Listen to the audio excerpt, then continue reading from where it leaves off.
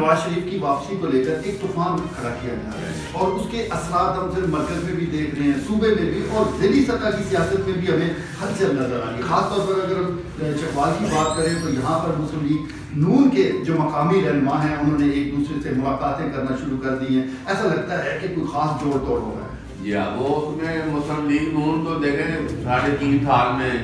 چکوال کی بات کروں گا, اینی شاید تو میں سارا یہ سارے بالکل میں عموماً کہا کرتا تھا اور یہ اس پہ وہ غصہ بھی کرتے ہیں. میں کہا یہ سارے ایسے صرف شیر کی کھاد پہنی ہوئی ہے انہوں نے, یہ شیر وغیرہ 3.5 سال میں دیکھنے ادھر کیا کچھ نہیں ہوا ادھر ضلع چکوال میں. اور کوئی بالکل میں کہتا ہوں اخباری بیان تک یہ اتنا قید پڑ گیا کہ مطلب ہے کہ اپوزیشن نام کی کوئی چیز, اور اپوزیشن پنجاب میں نظریں ساری مسلم لیگ نون پر ہے کہ ان کا ووٹ بینک کیا. ایک سیٹ بھی انہوں نے آپ نے ابھی یہ واقفانے حالت لا رہے ہیں, یہ شفیق ملک صاحب کی اگوائی دی, اربوں روپے کے فنڈ انہوں نے ہلکا این اے پینسٹھ میں انہوں نے بانٹے ہیں چودھری پرویز لائی اسپیکر پنجاب اسمبلی کے ذریعے. تو ان کے رکن قومی اسمبلی چودھری سالک بھی ادھر تلنگانہ سے منتخب ہوئے ہیں. تو وہ بہت توڑ پھوڑ انہوں نے کیا. تو اس وقت ہلکا این اے پینسٹھ میں ایک بہت بڑی سیاسی قوت ہے مسلم لیگ کا. تو وہ مسلم لیگ کا میں نے آگے ادھر بھی ذکر کیا تھا کہ اگر بلدیاتی انتخابات ہوئے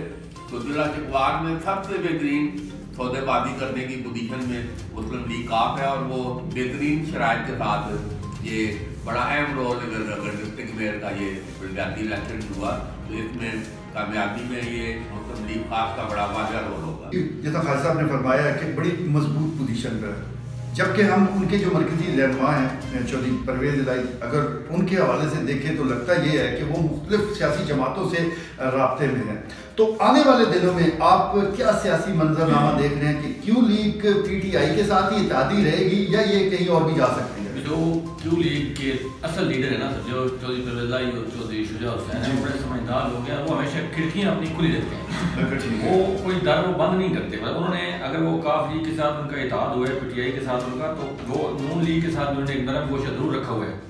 جب ضرورت پڑے گی تو کوئی اتنی بڑی خدا خاصہ کوئی دشمنی نہیں ہے کہ جو ایڈجسٹمنٹ نہیں ہو سکتی, وہ کسی وقت بھی ہو سکتی ہے. جیسے خالد صاحب فرما رہے ہیں وہ بہت بڑی قوت ہے, میں سمجھتا ہوں کہ اس وقت قوت اگر پیشن میں کوئی ہے تو وہ کیو لیگ ہی ہے.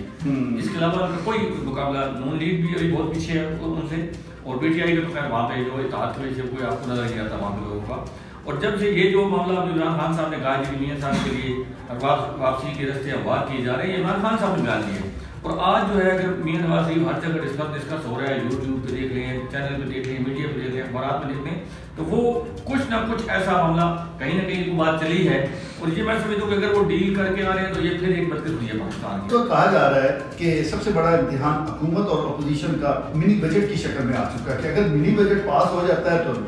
حکومت پاس ہو جائے. یہ اب واضح ہو گیا کہ یہ جو مقتدر قوتیں ہیں ان کا رول ماڈل, ان کا یس ہونا یہ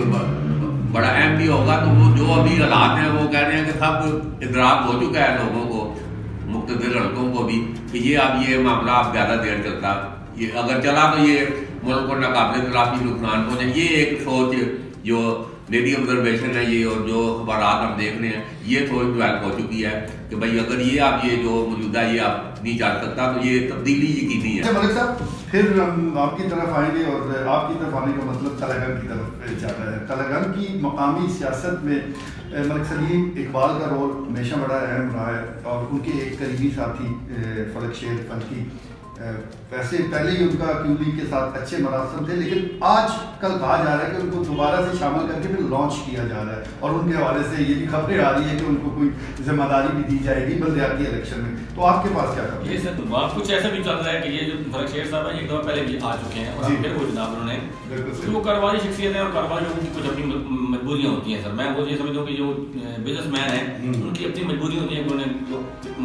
قرآن تک کو ساتھ بنا کے رکھنی ہے, چاہے وہ کوئی بھی ہوگا. فلک شیر صاحب اگر نون لیگ حکومت ہوئی تب بھی وہ ان کی اپنی پرابلمس ہیں, اور اگر کیو لیگ ہے یا پی ٹی آئی کوئی بھی وہ حکومت کے ساتھ ان کا مجبوری ہوتی ہے. یہ کوئی بھی کاروباری, میں ان کی بات نہیں کر رہا فلک شیر صاحب کی, یہ دوسری دفعہ وہ شامل ہوئے. اب یہ جو بات ہے یہ جو نون لیگ کی, جیسے آپ نے کہا ہے کہ سلیم اقبال صاحب, بالکل سلیم اقبال صاحب بہت بڑا نام ہے, اور اب سردار غلام عباس کرنے کی وجہ سے اور زیادہ ان کو جو ہے قوت ملے گی, طاقت ملے گی اس سے. لیکن جو کام ہے سر, جو